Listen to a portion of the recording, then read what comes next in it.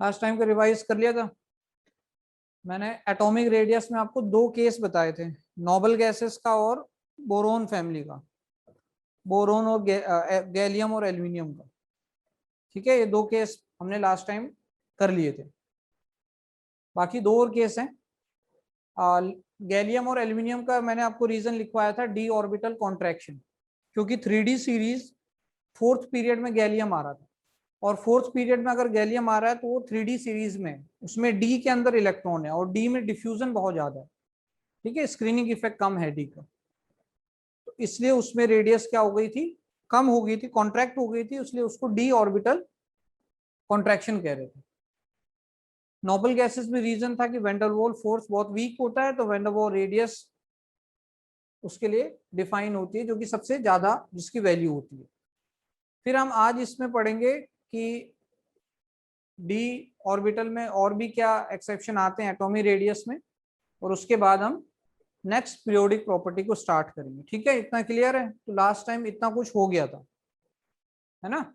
ध्यान रखना, पुराना भी रिवाइज करते रहना। कल क्वेश्चंस दिए थे आपको, आपने करे होंगे तो आपको पता लगा होगा कि जो हम यहाँ पढ़ रहे हैं उसी के ऊपर बेस्ड क्वेश्चन आपके एनसीईआरटी में या एग्जाम्पलर में दिए हुए हैं।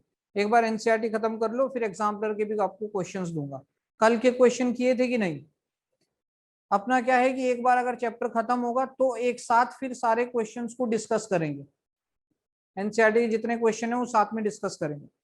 ये बताओ, और क्वेश्चन वही देता हूं जो कि जिसको मैं यहाँ पे करवा चुका हूँ, जो यहाँ पे करवा रहा हूँ उसी क्वेश्चन देता हूँ। ऐसा भी नहीं है कि क्वेश्चन कोई अलग से मैं देता हूँ तुमको।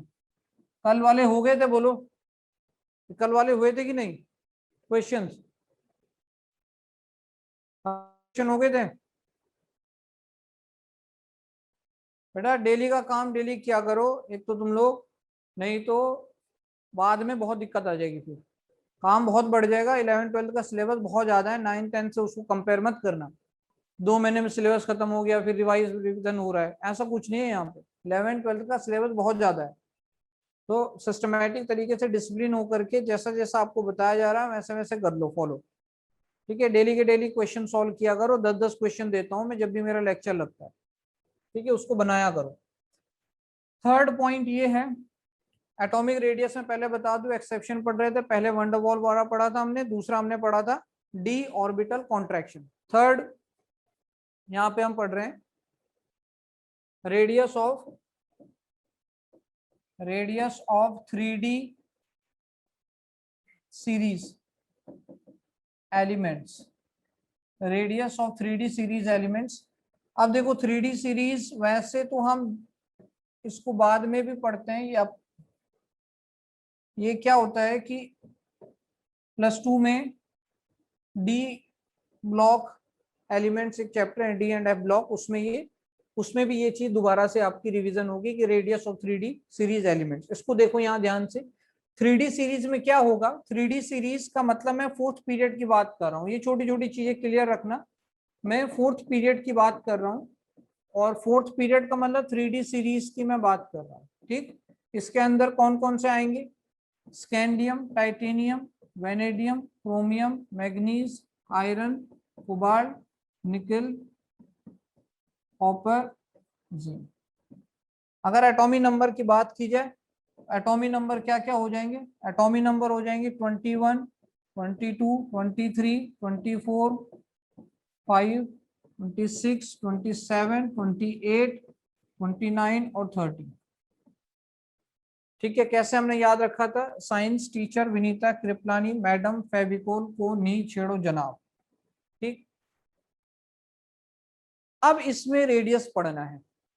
सिंपल हम ये सोच रहे हैं कि लेफ्ट राइट जा रहे हैं, इफेक्टिव न्यूक्लियर चार्ज बढ़ रहा है, इफेक्टिव न्यूक्लियर चार्ज बढ़ने से रेडियस कम हो जानी चाहिए। ठीक है, हमारा सोचना क्या है कि लेफ्ट राइट जा रहे हैं, लेफ्ट राइट जाने से एटॉमिक रेडियस कम हो जानी चाहिए, क्योंकि जेड इफेक्टिव लगातार बढ़ रहा है। बट यहाँ पर एक्चुअल में जो एटॉमिक रेडियस है वो दो फोर्सेस के ऊपर डिपेंड करता है। दो फोर्सेस के ऊपर ये डिपेंड करता है, मैं आपको बता देता हूँ कौन कौन से फोर्स हैं। क्या ये 3D सीरीज है? अगर इनका इलेक्ट्रॉनिक कन्फिगरेशन हम देखें, इलेक्ट्रॉनिक कन्फिगरेशन अगर इनका देखें तो क्या बन जाएगा, ध्यान से देखना, इलेक्ट्रॉनिक कन्फिगरेशन क्या हो जाएगा, इलेक्ट्रॉनिक कन्फिगरेशन इसका आएगा 4s का 2, 3d का 1, इसमें 4s का 2, 3d का 2, इसमें 4s का 2, 3d का 3, इसमें 4s का 2, 3d का 4। क्या मैंने ये बताया था कि डी सीरीज में 3D में D4 और D9 पॉसिबल नहीं है, D4 और D9 पॉसिबल नहीं है। क्रोमियम एक्सेप्शन क्या करता है, 1 और यहां पर 5 बना लेता है, ठीक है, एग्जैक्टली हाफ फील्ड हो जाता है। फिर 4s का 2 और 3d का 5, फिर 4s का 2 और 3d का 6, फिर 4s 2 और 3d का 7, फिर 4s 2 और 3d का 8, फिर 4s 2 और 3d का 9। क्या 3d 9 पॉसिबल है, कॉपर में नहीं। क्या करेगा, 4s का एक इलेक्ट्रॉन 3d के 10, एक इलेक्ट्रॉन 3d में आ जाएगा। जिंक में 4s 2 और 3d 10, जिंक के अंदर फुली फील्ड ऑर्बिटल है डी के, इसलिए ये ट्रांजिशन एलिमेंट नहीं होता है, ठीक है, ये हमने पहले भी पढ़ा था।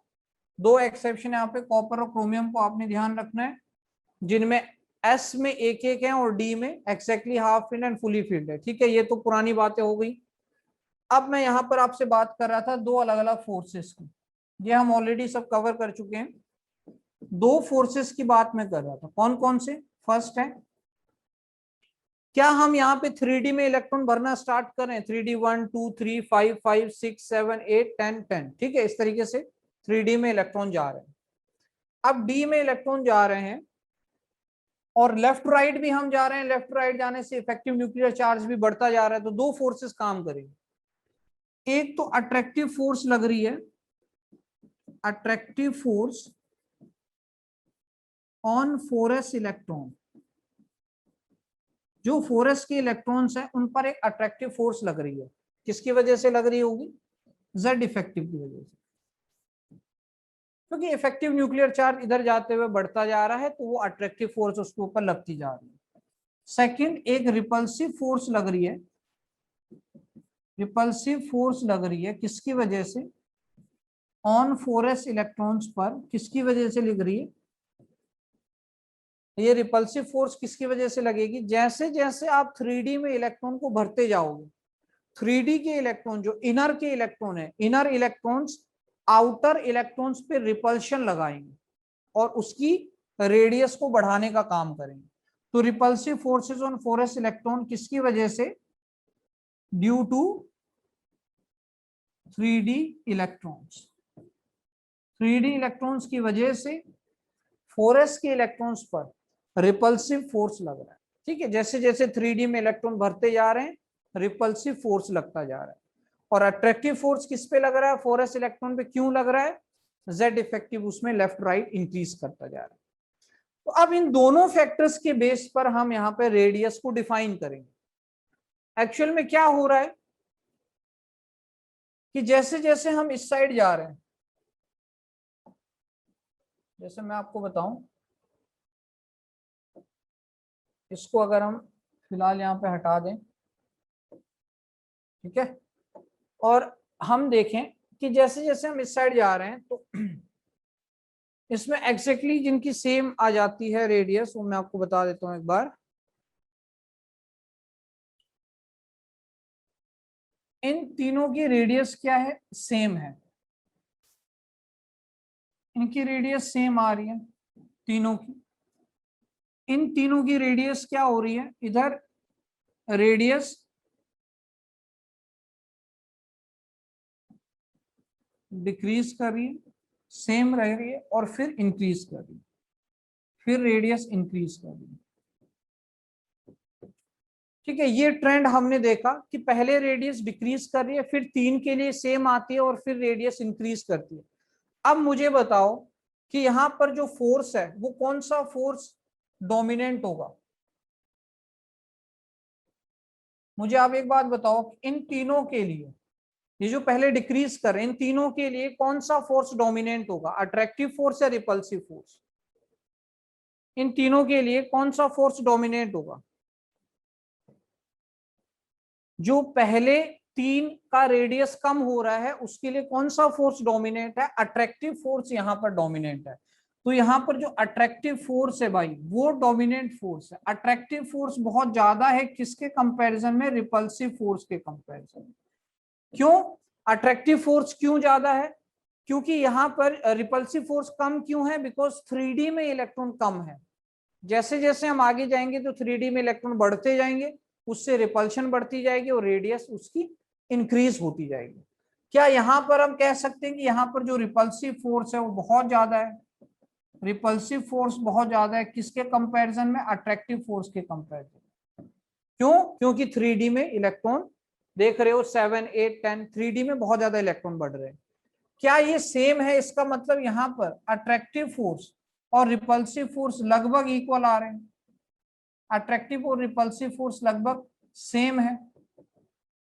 तो क्या हम रेडियस जो हम पढ़ रहे हैं, ठीक है, थर्ड पॉइंट हमने क्या पढ़ा? Radius of 3D series, 3D series elements.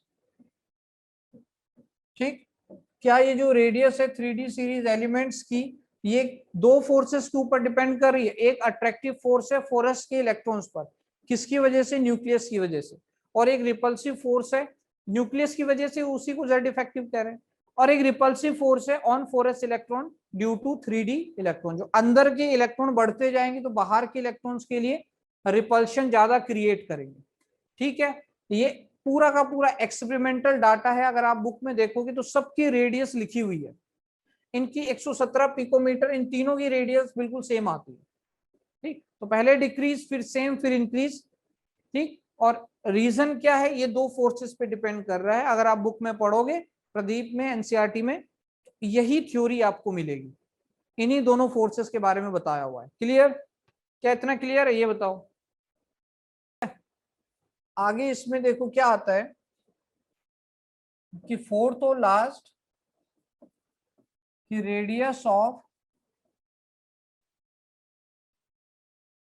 4D series is equal to 4D series is same as 5D series. ये रहता है, ये है मेन प्रॉब्लम। देखो जैसे हम 3D में गए, हम 4D में गए, हम 5D में गए। अगर मैंने आपको पहले भी बताया हुआ है कि अगर हम फोर्थ पीरियड में है तो फोर्थ पीरियड का मतलब हम कौन सी सीरीज की बात कर रहे हैं? 3D की। अगर मैं फिफ्थ पीरियड में हूं तो मैं बात कर रहा हूँ 4D की। अगर मैं सिक्स्थ पीरियड में हूं तो मैं बात कर रहा हूँ 5D की। होना क्या चाहिए कि down the group 3D, 4D, 5D radius बढ़नी चाहिए। होता क्या है, इस तरीके से ग्राफ शो होता है। यहाँ पे ये एटॉमिक नंबर Z है, इसकी रेडियस है। 3D सीरीज हमने देखा पहले डिक्रीज फिर सेम फिर इंक्रीज, लगभग कुछ इस तरीके के उसका पैटर्न रहेगा। इस तरीके से ये है 3D सीरीज। 3D सीरीज पहले थोड़ा कम हुआ फिर सेम रहा फिर थोड़ा सा इंक्रीज किया। 4D सीरीज कुछ ऐसे आती है। ठीक है भाई, कोई प्रॉब्लम नहीं है। जैसे 3D और 4D, 3D से ज्यादा रेडियस किसकी है? 4D की है, कोई प्रॉब्लम नहीं है। 5D कैसा आना चाहिए? 5D ऐसा आना चाहिए, है ना? तो कोई प्रॉब्लम नहीं होगी। डाउन द ग्रुप रेडियस बढ़ती जा रही है। 3D की इतनी है, 4D की और ज्यादा हुई, 5D की और ज्यादा हुई, रेडियस बढ़ती जा रही है। बट इसकी रेडियस ये नहीं आती है, इसकी रेडियस आती है इतनी। ये 5D की रेडियस है। अब प्रॉब्लम ये है कि जो 4D और 5D की रेडियस है वो सेम है। और यही एक्सेप्शन है कि ये सेम क्यों है, ये रेडियस सेम क्यों आ रही है, कि 4D और 5D की रेडियस सेम आ रही है, क्यों आ रही है? इसका क्या रीजन हो सकता है? ठीक है, इसको अपने को पढ़ना है कि इसका क्या रीजन हो सकता है। देखो इसमें ध्यान देना, fourth period, fifth period, sixth period, क्या सिक्स्थ पीरियड में लेंथेनॉइड आना स्टार्ट हो जाते हैं? लेंथेनॉइड आना स्टार्ट हो जाएगा। क्या 6th पीरियड में लेंथेनॉइड आना स्टार्ट हो जाएगा, और 7th पीरियड का मतलब 6D सीरीज, क्या इसमें एक्टिनोइड आएंगे। जैसे 4th पीरियड में 3D सीरीज आती है, वैसे ही 6th पीरियड में लेंथेनॉइड आ जाते हैं। लेंथेनॉइड का मतलब यहाँ पर 4F भी आना स्टार्ट हो जाएगा। ठीक है, 4F यानी जो लेंथेनॉइड होते हैं वो कहाँ आते हैं, 6th पीरियड में। जैसे हमने इलेक्ट्रॉनिक कॉन्फ़िगरेशन पढ़ा था ना, n-2f, n अगर 6 है तो n-2 मतलब 4, तो 4F कहाँ आ जाएगा, 6th पीरियड में 4F आ जाएगा। अब 4F में शील्डिंग पुअर है, और 4F में शील्डिंग पुअर है तो 4F में जितने इलेक्ट्रॉन्स होंगे वो क्या करेंगे, उसमें शील्डिंग पुअर है तो उन पे अट्रैक्शन ज्यादा लगेगी, और अट्रैक्शन ज्यादा लगेगी तो उसकी रेडियस कम हो जाएगी। तो 4D और 5D में रेडियस सेम आ रही है। क्यों, क्योंकि 5D में 4F के जो इलेक्ट्रॉन्स हैं उसमें शील्डिंग हमने देखा था F में सबसे कम, सबसे पुअर शील्डिंग है। सबसे पुअर शील्डिंग है तो F में जितने भी इलेक्ट्रॉन्स है उस पर अट्रैक्शन ज्यादा है, और वो क्या कर रहे हैं, रेडियस उसकी कम हो जाती है। इसको अगर हम देखें, इसको मैं कैसे समझा सकता हूं, जैसे स्कैंडियम, यट्रियम, लैंथेनियम, फिर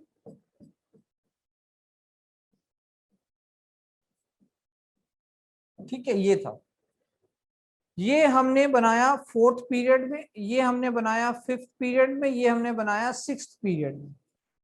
ठीक, हमें काम किस किस से है, 4th से, हमें काम है 5th से, और 6th पीरियड से अपने को काम है। अब स्कैंडियम 21 एटॉमिक नंबर के साथ था, इसका एटॉमिक नंबर कितना, 22।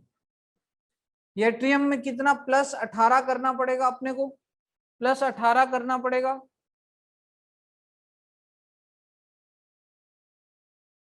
ठीक है,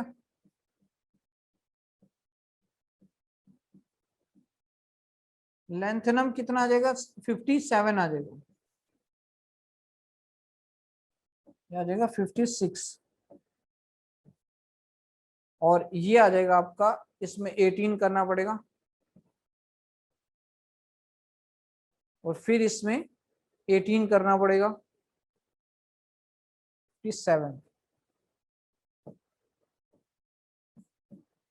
ऐसे बनेगा।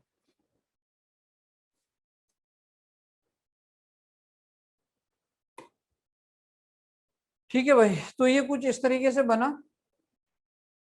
अब इसमें देखो क्या हुआ, इधर देखना ध्यान से, इसमें टाइटेनियम 22, जिरकोनियम 40 और हैफनियम 72। अब आपने देखा यार इसमें जो गैप आ रहा है वो गैप कितने का आ रहा है, पहले इसमें +18 हुए और उसके बाद एकदम से +32 आ गए। मतलब पहले 18 प्रोटॉन बढ़े, और फिर यहाँ पर अब आप कहोगे ये 58 से 71 तक कहाँ जाते हैं, लेंथेनॉइड में। ठीक है, लेंथेनॉइड में चले जाते हैं, यानी कि एफ ब्लॉक में चले जाते हैं। हमने पढ़ा था ना, एफ ब्लॉक नीचे था, 58 से 71 लेंथेनॉइड एफ ब्लॉक में चले जाते हैं, 72 यहाँ आ जाता है। ठीक, तो इसमें ये 18 प्रोटॉन बढ़े, और फिर 6th से 7th पीरियड में एकदम से 32 प्रोटॉन बढ़ गए। 32 प्रोटॉन बढ़ने से 32 प्रोटॉन बढ़ने से जो फोर्स ऑफ अट्रैक्शन था वो भी बहुत ज्यादा बढ़ गया, और इसको हम कौन सी सीरीज कह रहे थे यहाँ पे, 3D। इसको कौन सी सीरीज कह रहे थे, 4D। इसको कौन सी सीरीज कह रहे थे, 5D। इसीलिए 5D में एकदम से,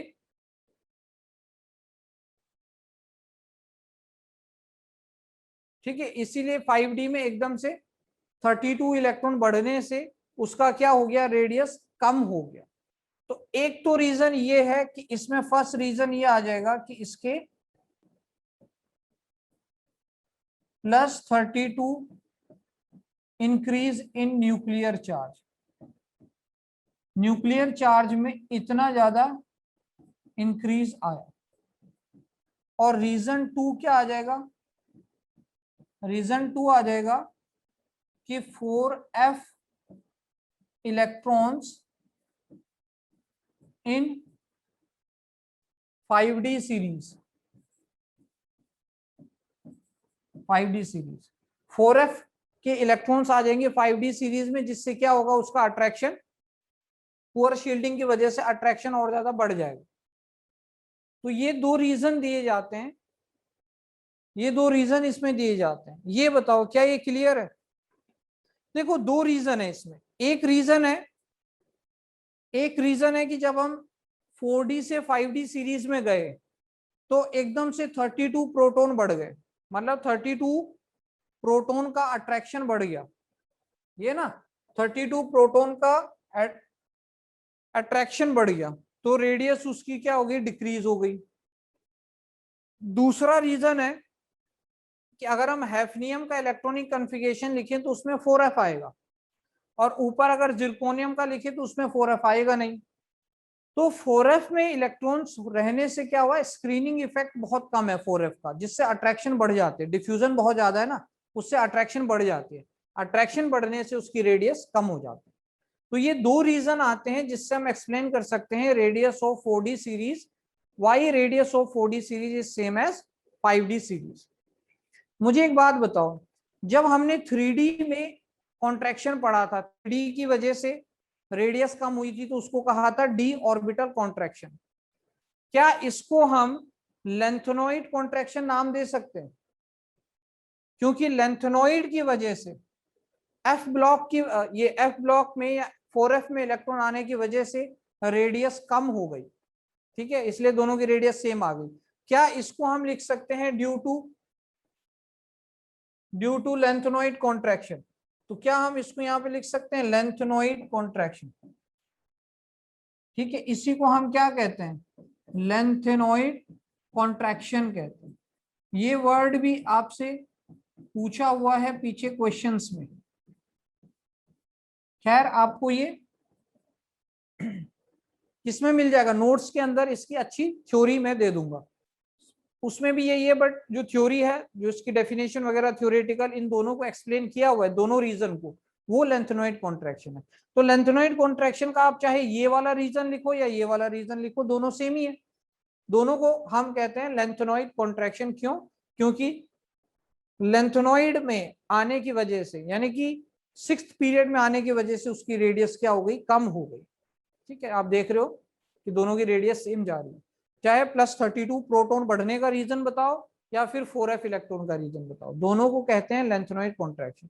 दो इंपॉर्टेंट वर्ड हमने पढ़े, एक डी ऑर्बिटल कॉन्ट्रैक्शन और एक लेंथेनॉइड कॉन्ट्रैक्शन, दोनों ही बहुत इंपॉर्टेंट है और आगे भी ये काम आएंगे आपके, ठीक है। क्या ये क्लियर है, डी ऑर्बिटल कॉन्ट्रैक्शन?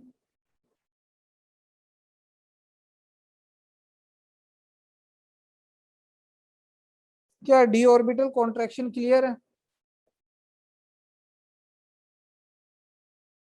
ध्यान से देख लो, एटॉमिक रेडियस खत्म हो गया है, नई प्रॉपर्टी स्टार्ट करूंगा अभी, देखो ध्यान से देखो।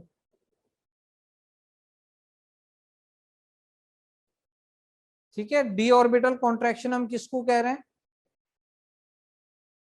कि जो डी में 3D में इलेक्ट्रॉन आए थे उसकी वजह से उसमें अट्रैक्शन बढ़ गई, कॉन्ट्रैक्शन, अट्रैक्शन बढ़ गई का मतलब क्या हो गया, जो रेडियस में कॉन्ट्रैक्शन आ गया।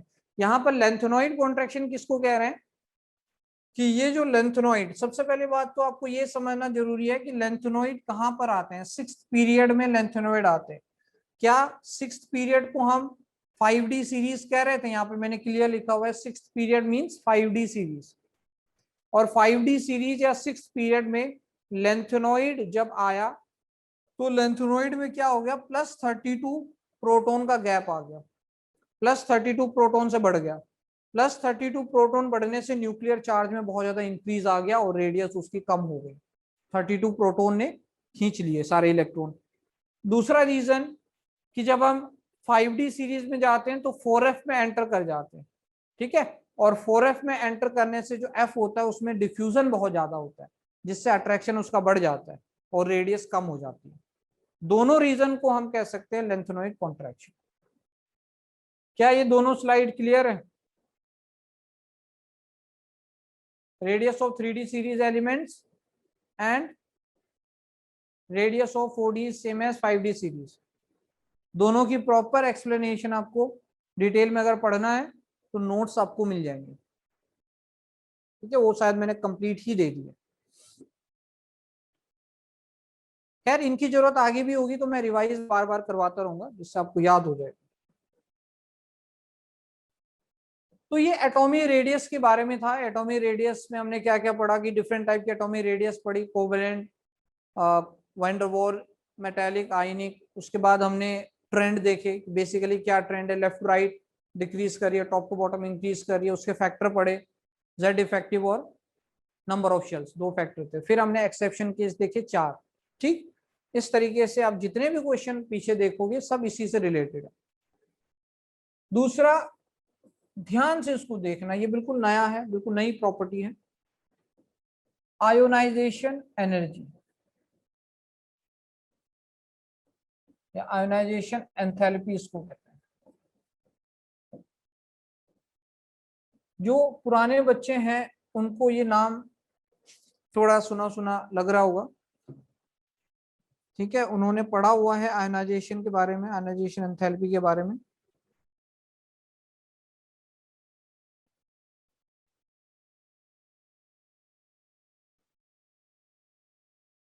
ठीक है, जितने भी पुराने बच्चे हैं उन्होंने पढ़ा होगा। प्रदीप में सब कुछ मिल जाएगा, बिल्कुल प्रदीप में सब कुछ मिलेगा, बट उसमें आपको पढ़ना पड़ेगा। और यहाँ पर क्या है, यहाँ पर वही चीज मैं आपको समझा देता हूँ, अगर ना समझ में आए तो आप वहां से उसको डिटेल में पढ़ लो, बट इससे ज्यादा आपको वहां भी नहीं मिलेगा। ठीक है, आयनाइजेशन एंथैल्पी अगर हम बात करें तो आयनाइजेशन एंथैल्पी या आयनाइजेशन एनर्जी क्या होती है, सेकंड प्रॉपर्टी है, सेकंड पीरियोडिक प्रॉपर्टी है। आयोनाइजेशन वर्ड से कुछ ना कुछ अपने को ये पता चल रहा है कि आयंस का फॉर्मेशन कर रहे हैं। आयोनाइजेशन, आयोनाइजेशन मींस आयन का फॉर्मेशन, कहीं ना कहीं आयंस का फॉर्मेशन हो रहा है। अब आयंस का फॉर्मेशन हो रहा है तो कैसे हो रहा होगा, इसमें कैटायन का फॉर्मेशन होता है। हमें क्या करना है, एक न्यूट्रल एटम को ढूंढना है। न्यूट्रल एटम को हमने ढूंढा, ठीक है, कोई भी न्यूट्रल एटम है उसको हमने ढूंढा, ये इस तरीके से हम अगर बनाए,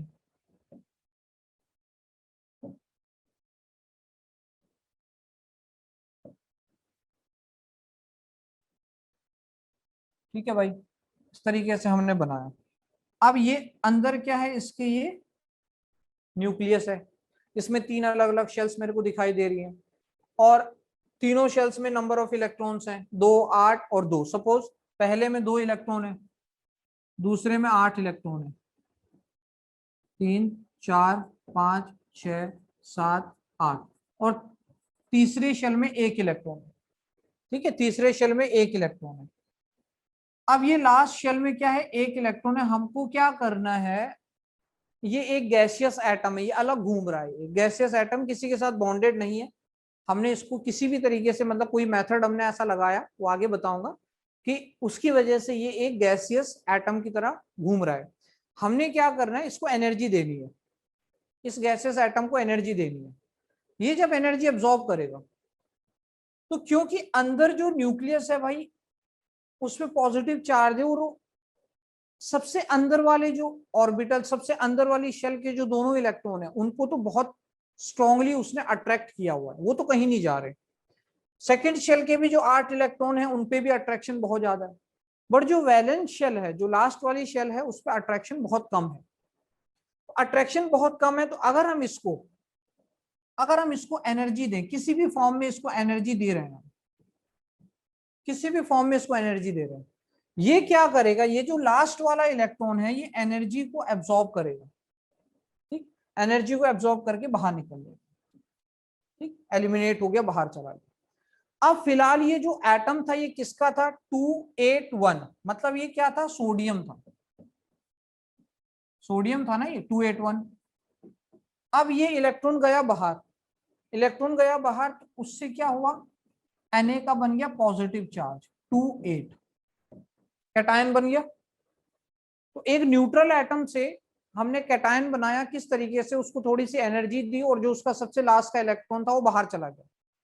वो जो एनर्जी थी जो हमने इसको दी, this energy is known as IE, ionisation energy या आयोनाइजेशन एंथैल्पी, इसी को कहा जाता है कि ये जो एनर्जी है जो हमने इसको दी है जिससे इसका लास्ट वाला इलेक्ट्रॉन निकल के बाहर चला गया।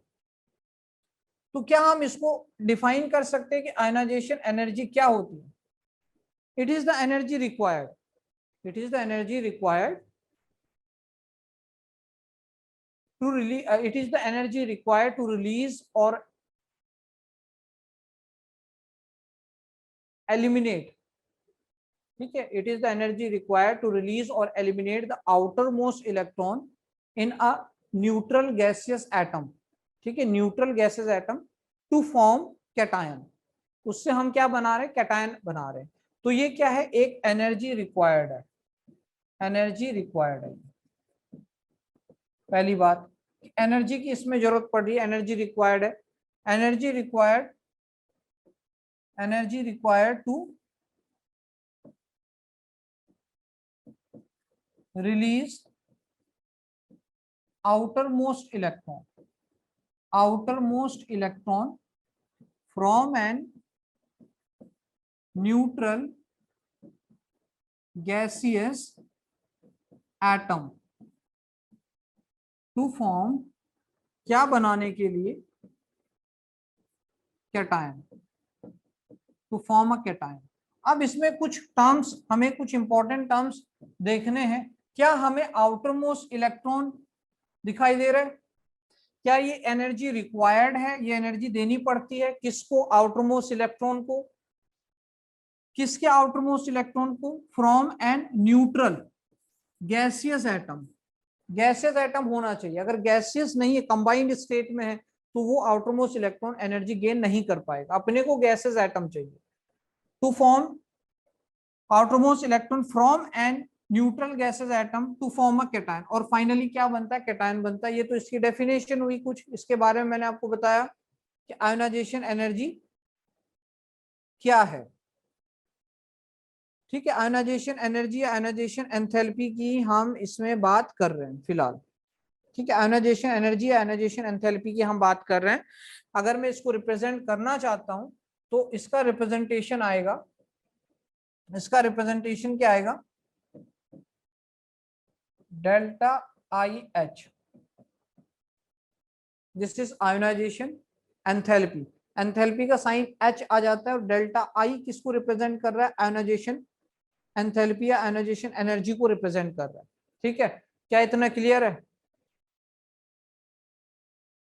क्या आयोनाइजेशन एंथैल्पी अपने को समझ में आया कि इसमें क्या कहानी चल रही है? ठीक है, बिल्कुल नई प्रॉपर्टी। एटॉमिक रेडियस भूल जाओ थोड़ी देर के लिए, एटॉमिक रेडियस से इसका कोई मतलब नहीं है अभी, ठीक है। अभी इसमें ध्यान दो आयोनाइजेशन एनर्जी को। जहां पर प्रीवियस कंसेप्ट से उसका रिलेशन होगा वहां पर मैं आपको बता दूंगा याद करने के लिए, अभी उसको भूल जाओ। तो आयोनाइजेशन एनर्जी में डेल्टा आई एच, ठीक, इस तरीके से ही आप इसको रिप्रेजेंट करें।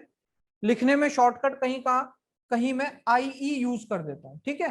तो आईई मैंने यूज किया तो आप समझ जाना कि मैं आयोनाइजेशन एंथैल्पी, आयोनाइजेशन एनर्जी की बात कर रहा हूं, ठीक है भाई।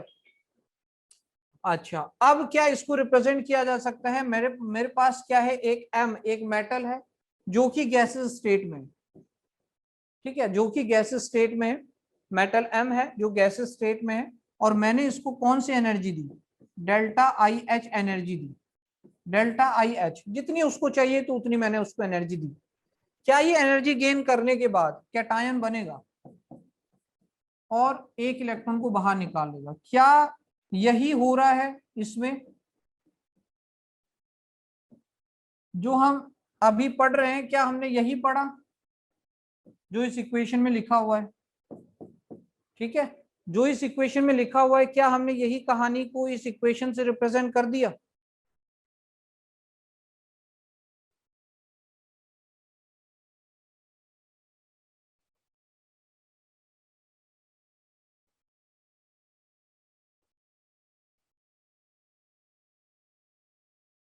क्या जो कहानी हमने यहाँ पढ़ी, हमने क्या उसको इस इक्वेशन से रिप्रेजेंट कर दिया? इस इक्वेशन से आप इसको समझ सकते हो?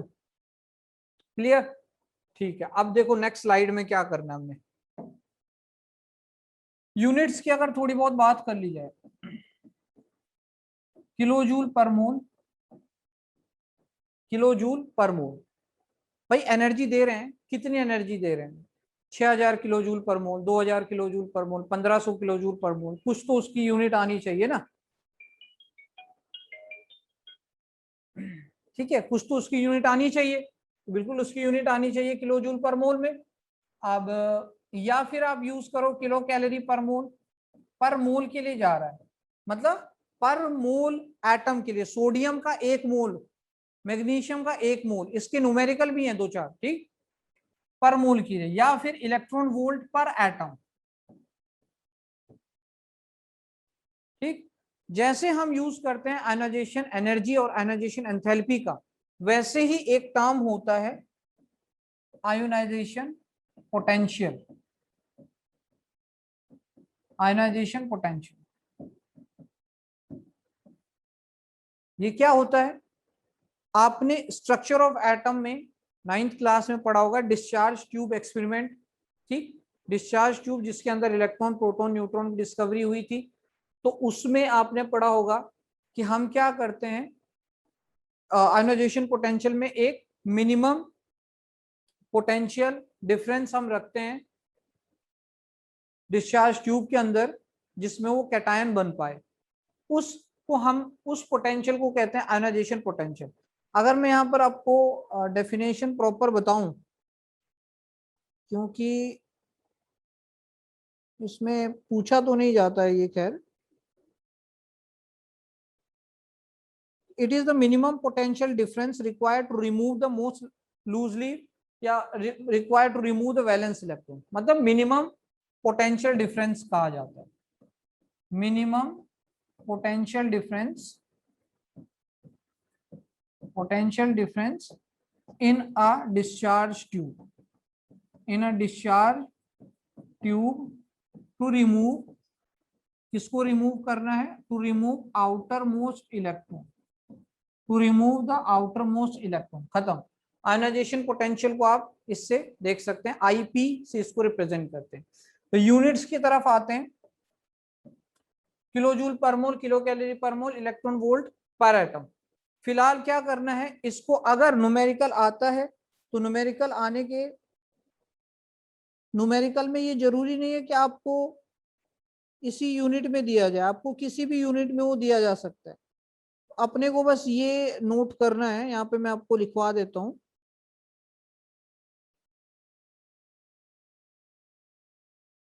वन इलेक्ट्रॉन वोल्ट पर एटम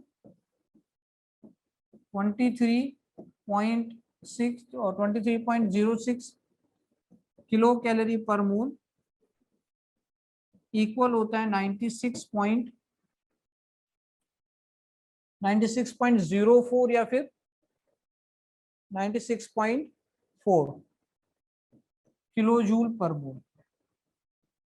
बस ये रिप्रेजेंटेशन ये आप याद रखें, इंटर कन्वर्जन, अगर कभी इस पे न्यूमेरिकल बना तो हम इंटर कन्वर्जन इसकी हेल्प से कर लेंगे कि 1 electron volt is equal to 23 kilo calorie per mole या 96.4 किलो जूल पर मोल।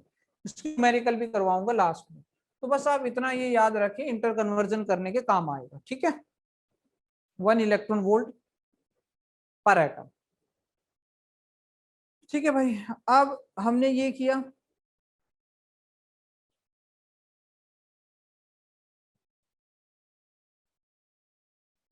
ठीक है।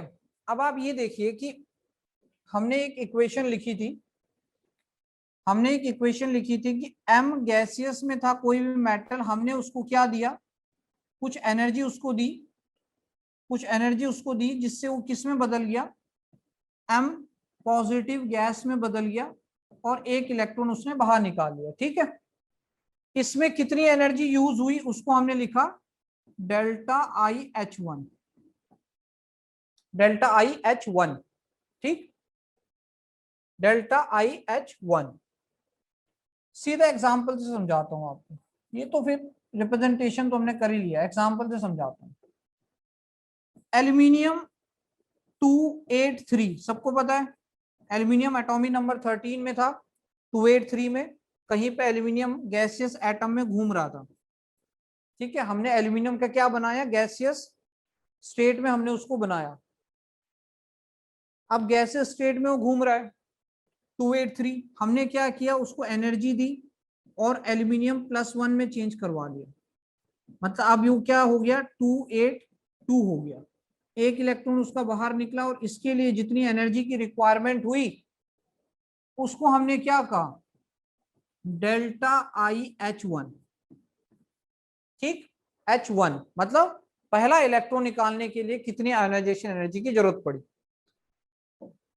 दूसरा, अब ये एल्यूमिनियम प्लस था गैसियस में, हमने इसको थोड़ी सी एनर्जी दी, इसमें से एक और इलेक्ट्रॉन निकला, 2 पॉजिटिव का चार्ज आया, इसको हमने क्या कहा भाई, इसको हमने कहा डेल्टा IH2। क्लियर, दूसरा भी बाहर निकला इसमें से। फिर एल्यूमिनियम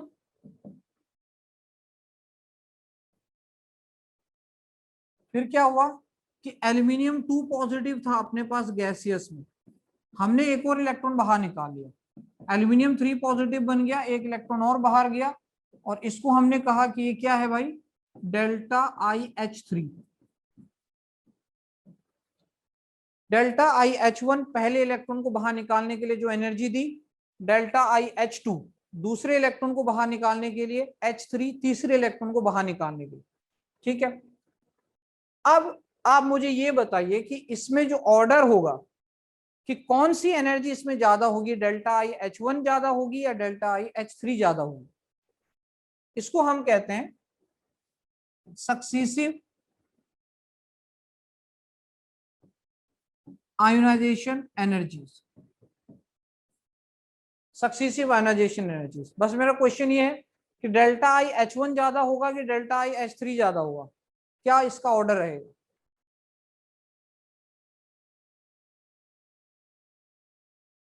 बताओ कौन सी एनर्जी ज्यादा होगी, खुद सोचो। एल्यूमिनियम के अंदर सिस्टम क्या है, 283 इलेक्ट्रॉनिक कॉन्फ़िगरेशन 283, आपने एक इलेक्ट्रॉन निकाला, ठीक, उसके लिए डेल्टा IH1 लगा। अब एक इलेक्ट्रॉन निकल चुका है, एल्यूमिनियम के अंदर प्रोटॉन अभी भी 13 है, इसके अंदर प्रोटॉन अभी भी 13 है, प्रोटॉन अभी भी 13 है, बट इलेक्ट्रॉन एक कम हो चुका है, मतलब अट्रैक्शन जो पहले 13 इलेक्ट्रॉन पे लग रहा था अब वो 12 इलेक्ट्रॉन पे लगेगा, तो अट्रैक्शन बढ़ेगा कि नहीं, ये बताओ, क्या इसमें अट्रैक्शन बढ़ जाएगा। अट्रैक्शन बढ़ जाएगा तो क्या अब इलेक्ट्रॉन को निकालना और ज्यादा मुश्किल हो जाएगा, तो डेल्टा IH2 की वैल्यू और ज्यादा बढ़ जाएगी।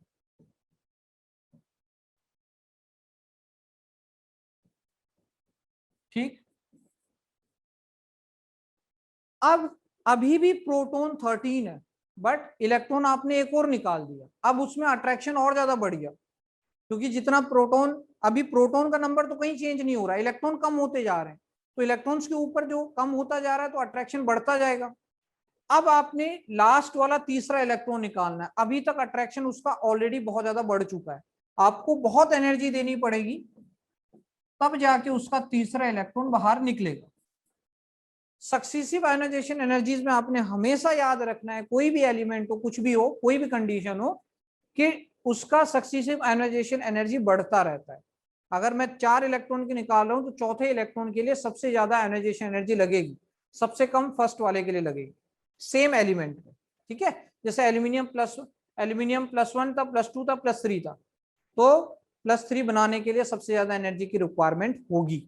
ठीक है, अब मुझे ये बताओ, मैं चाहता हूं कि मैं, अभी इसका इलेक्ट्रॉनिक कॉन्फ़िगरेशन क्या बन चुका है, 2-8 बन चुका है, तीनों इलेक्ट्रॉन गायब हो चुके हैं। अब क्या मैं इस तरह की सिचुएशन में आ चुका हूं, इसमें क्या मैं इस तरह की सिचुएशन में आ चुका हूं, या इसको इसको मैं ऐसे आपको बता देता हूं, आपकी समझ में आ जाएगा कि पहले 3 शेल थे 2-8-3, बाहर के तीनों इलेक्ट्रॉन निकल गए, अब कितने बचे 2-8। अब मुझे अगर चौथा इलेक्ट्रॉन निकालना है तो कहां से निकालना पड़ेगा, दूसरी शेल से निकालना पड़ेगा। क्या अट्रैक्शन एकदम से बहुत ज्यादा बढ़ जाएगा। अगर मैं थर्ड शेल से इलेक्ट्रॉन निकाल रहा था 1 2 3, तो लगभग एनर्जीज में ज्यादा गैप नहीं था, जैसे ही मैं तीनों को निकालने के बाद एक अंदर वाली शेल में जाता हूं तो एक अंदर वाली शेल में अट्रैक्शन और भी ज्यादा बढ़ जाता है, सही है। उसके बाद यहां से इलेक्ट्रॉन निकालना बहुत मुश्किल हो जाएगा। इसकी वैल्यूज मैं आपको बता देता हूं, याद नहीं रखनी है वैल्यूज कहीं भी, बट मैं समझाने के लिए आपको बता देता हूं कि एक्चुअल में कितना गैप आ रहा है, एल्यूमिनियम की वैल्यूज में कितना गैप आ रहा है वो भी मैं आपको बता देता हूं, ठीक है। एल्यूमिनियम की वैल्यूज में कितना गैप आ रहा है वो मैं आपको बता देता हूं ताकि आप थोड़ा सा इमेजिन यहाँ पे कर पाओ। ये 577 किलो जूल पर मोल था, किलो जूल पर मोल में जा रही है वैल्यूज। ये 577 था पहला वाला, ठीक है, पहला वाला ये किलो जूल पर मोल में है 577। दूसरा इलेक्ट्रॉन निकालने के लिए 1700 की एनर्जी देनी पड़ी, तीसरे के लिए 2700 की एनर्जी देनी पड़ी। लगभग बहुत ज्यादा कोई गैप नहीं है, 577 दूसरे में 1700 तीसरे में 2700। चौथे इलेक्ट्रॉन के लिए इमेजिन करो, अब आप एक अंदर वाली शेल से इलेक्ट्रॉन निकाल दो। अगर मैंने इसमें कहीं डेल्टा IH4 निकालने की कोशिश करी, मतलब इतनी एनर्जी देने की कोशिश करी कि उसका चौथा इलेक्ट्रॉन निकले, तो भाई उसके लिए मुझे एनर्जी देनी पड़ेगी 11,580 किलो जूल पर मोल। अब आप देख लो कितना ज्यादा गैप आ रहा है। वैल्यू याद नहीं रखनी, समझाने के लिए बता रहा हूं। पहला इलेक्ट्रॉन 577 में निकला, दूसरा इलेक्ट्रॉन 1700 में, तीसरा 2700 में, लगभग सिमिलर है गैप। चौथा इलेक्ट्रॉन जो निकलेगा अब वो सेकंड शेल से निकलेगा, अट्रैक्शन सेकंड शेल पे और भी ज्यादा है, एनर्जी 11,580 जो कि पॉसिबल नहीं है, ठीक है। उतने में आपका जो एटम है वो डिस्ट्रॉय हो जाएगा, तो ये वाला पॉसिबल नहीं होता है। इसलिए हम इसमें एल्यूमिनियम का मैक्सिमम कितना बना पाते हैं, 3 पॉजिटिव ही बना पाते हैं। क्या ये चीज क्लियर है? क्या सक्सेसिव आयनाइजेशन एनर्जीज क्लियर है? ठीक, सक्सेसिव आयनाइजेशन का रीजन लिख सकते हो कि जैसे जैसे इलेक्ट्रॉन रिमूव हुए, प्रोटॉन का नंबर सेम था तो प्रोटॉन का जो अट्रैक्शन है वो बढ़ता जा रहा है।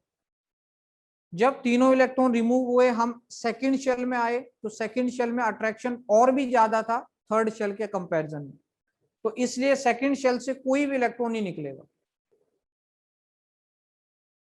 ठीक है भाई। उसका रीजन है, देखो एल्यूमिनियम में से अगर मैं 11,580 की एनर्जी देता हूं तो वो स्टेबल रहेगा नहीं, एल्यूमिनियम 4 पॉजिटिव स्टेबल नहीं रहेगा, एल्यूमिनियम 3 पॉजिटिव रहेगा। उसका आप प्रदीप में पढ़ोगे भी तो एक रूल होता है 1450 किलो जूल पर मोल। इतनी एनर्जी का अगर गैप रहता है ना इनके बीच में, ठीक है, वो अलग से मैं आपको बताऊंगा वो कंसेप्ट। 2700 और 11,000, इसमें 1450 किलो जूल पर मोल एनर्जी का गैप इससे ज्यादा है, 1400 से ज्यादा गैप आ रहा है, तो इसलिए एल्यूमिनियम का 3 पॉजिटिव लोअर ऑक्सीडेशन स्टेट ही स्टेबल है, हायर वाली स्टेबल नहीं होगी। एल्यूमिनियम 4 पॉजिटिव कभी नहीं बनेगा, बनेगा भी तो स्टेबल नहीं रहेगा, ठीक है भाई। अब ये कैसे कैलकुलेट किए, ये सब एक्सपेरिमेंटल डाटा है, ये आपको किसी भी एटम किसी भी एलिमेंट का याद नहीं रखना, ठीक है, सिर्फ याद ये रखना है delta H1 H2 H3, values याद नहीं रखनी, ये वाली वैल्यूज आपको याद नहीं रखनी है, ये सिर्फ मैं समझाने के लिए बता रहा हूँ, ठीक है। क्या ये क्लियर है? क्या ये क्लियर है? आयोनाइजेशन एनर्जी में इतनी चीजें, क्या आयोनाइजेशन एनर्जी में इतनी चीज क्लियर है?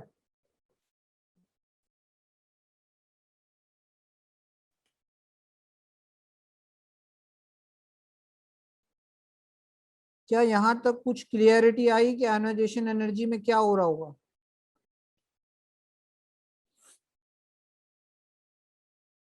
ठीक है, चलो ऑर्डर तो अभी, क्वेश्चन तो इसमें बाद में बनेंगे, पहले मैं आपको फैक्टर बता दूं। ये तो आयोनाइजेशन एनर्जी के बारे में था, ठीक है, कहाँ से स्टार्ट हुआ ये था, ये आयोनाइजेशन एनर्जी के बारे में हमने कुछ पढ़ा, इसमें फिर यूनिट वगैरह की बात करी, सक्सेसिव आयोनाइजेशन एनर्जीज की बात करी। अभी हम तीसरा इसमें फैक्टर पढ़ेंगे, फैक्टर पढ़ने के बाद सारे फैक्टर को एक साथ लगाएंगे, फिर हम ट्रेंड पढ़ेंगे और उसमें फिर अलग अलग क्वेश्चंस बनेंगे कि किसकी आयोनाइजेशन एनर्जी ज्यादा है, फर्स्ट वाली ज्यादा है कि सेकंड वाली ज्यादा है, इस टाइप से डिफरेंट डिफरेंट इंटरेस्टिंग उसमें क्वेश्चन बन जाते हैं। कुछ नहीं करना, ध्यान से फैक्टर पढ़ने हैं, ध्यान से फैक्टर सुन लो, समझ में आ जाएगा। Factor affecting ionization energy, simple से फैक्टर हैं, एक बार मैं पूरा आपको इसमें समझा दूं, फिर क्वेश्चंस उठेंगे यहाँ से। फैक्टर्स अफेक्टिंग आयोनाइजेशन एनर्जी, मेरी बात ध्यान रखना, यहाँ पर कोई भी एक्सेप्शनल केस नहीं है।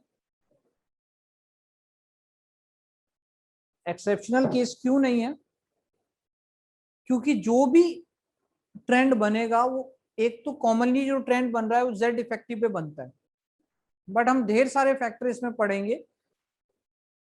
तो इन सारे फैक्टर्स को मिला करके क्या रिजल्ट बन रहा है उसके बेस पर हम बात करेंगे। हम ऐसा नहीं है कि हम अगर 5 फैक्टर पढ़ रहे हैं तो एक ही फैक्टर को लेके चले कि अगर इस फैक्टर के अकॉर्डिंग बढ़ रहा है तो सबका बढ़ेगा, ऐसा नहीं है। उस एलिमेंट पे वो पांचों फैक्टर लगा के देखने पड़ेंगे, ठीक। उसके बाद वो क्या बिहेवियर शो कर रहा है वो अपने को उसमें ट्रेंड में पता लगेगा। तो उसमें डिफरेंट डिफरेंट, अगर आप कहोगे कि ये भी एक्सेप्शन यहाँ पे बन रहा है, ये भी बन रहा है, तो ऐसा नहीं है। पांचों फैक्टर ध्यान से पढ़ो और फिर लगाओ, फिर सब इसमें आसान हो जाएगा। कहाँ कहाँ पे क्या क्वेश्चन बनते हो सब बताऊंगा। फैक्टर देखो, पहला फर्स्ट फैक्टर इसमें देखना, अब आप खुद ही मुझे बता दोगे। पहला फैक्टर है nuclear charge. Nuclear charge, nuclear charge, ये बताओ न्यूक्लियर चार्ज के डायरेक्टली प्रोपोर्शनल आएगा कि इनवर्सली प्रोपोर्शनल आएगा?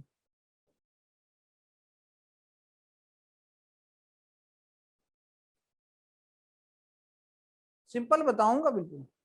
न्यूक्लियर चार्ज के डायरेक्टली प्रोपोर्शनल रहेगा आयोनाइजेशन एनर्जी या इनवर्सली प्रोपोर्शनल होगा?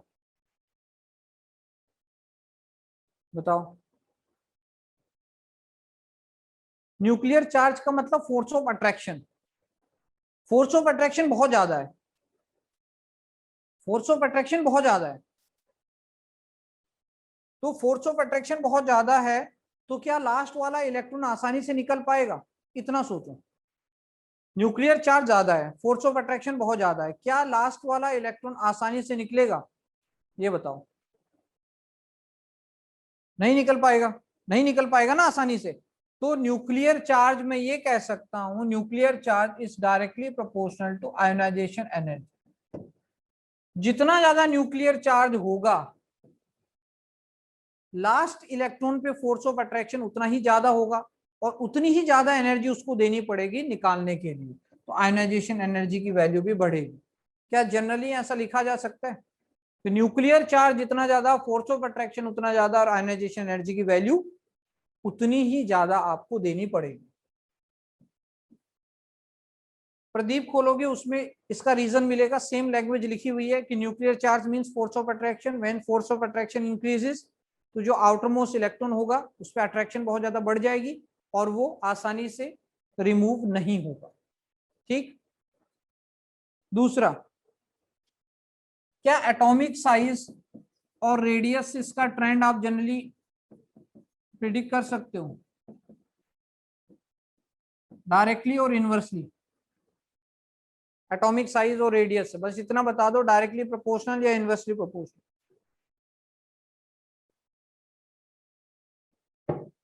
बेटा इतना बता दो, डायरेक्टली प्रोपोर्शनल आएगा कि इनवर्सली प्रोपोर्शनल आएगा एटॉमिक साइज से?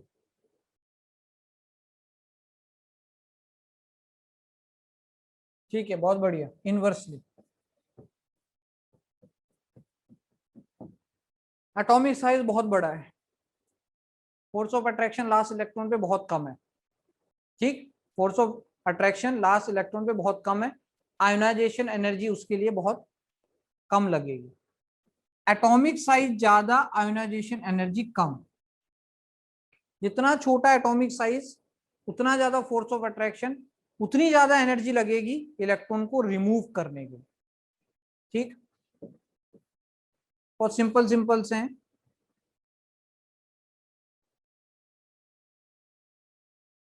टाइम भी हो गया, खैर इसको अब हम नेक्स्ट क्लास में उसको डिस्कस करेंगे, फैक्टर अफेक्टिंग आयोनाइजेशन एनर्जीज, और बाकी ये सारी चीजें आपको बताऊंगा किस तरीके से बढ़ रही हैं, कम हो रही हैं, सब ध्यान से इनके फैक्टर्स को देखते जाना। आज वाला कुछ कंसेप्ट बना कि नहीं बना?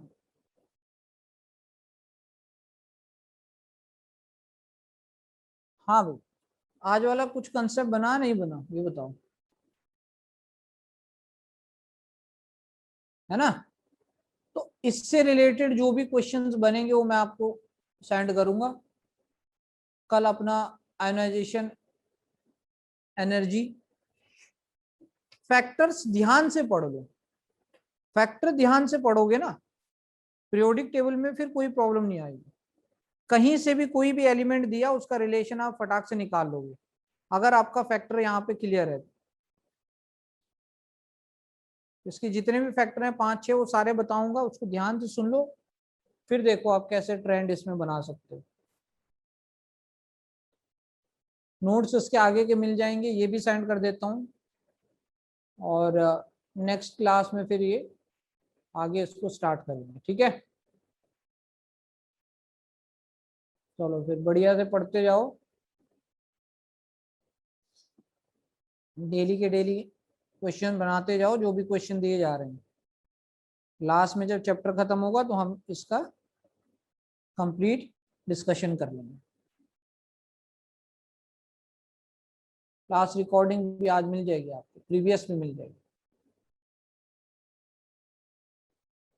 पीटी में देख लेना भाई, पीटी में शायद आपका इनऑर्गेनिक नहीं आ रहा है, बिकॉज पीटी में आईआईटी में इनऑर्गेनिक हुआ नहीं अभी तक, ठीक है? क्योंकि अगर पीटी बनेगा तो सबका बनेगा ना 11th क्लास में, चाहे आईआईटी हो चाहे एनडीए हो। अब पीटी इनऑर्गेनिक उनका अभी स्टार्ट हुआ नहीं, तो इसलिए इनऑर्गेनिक नहीं आएगा।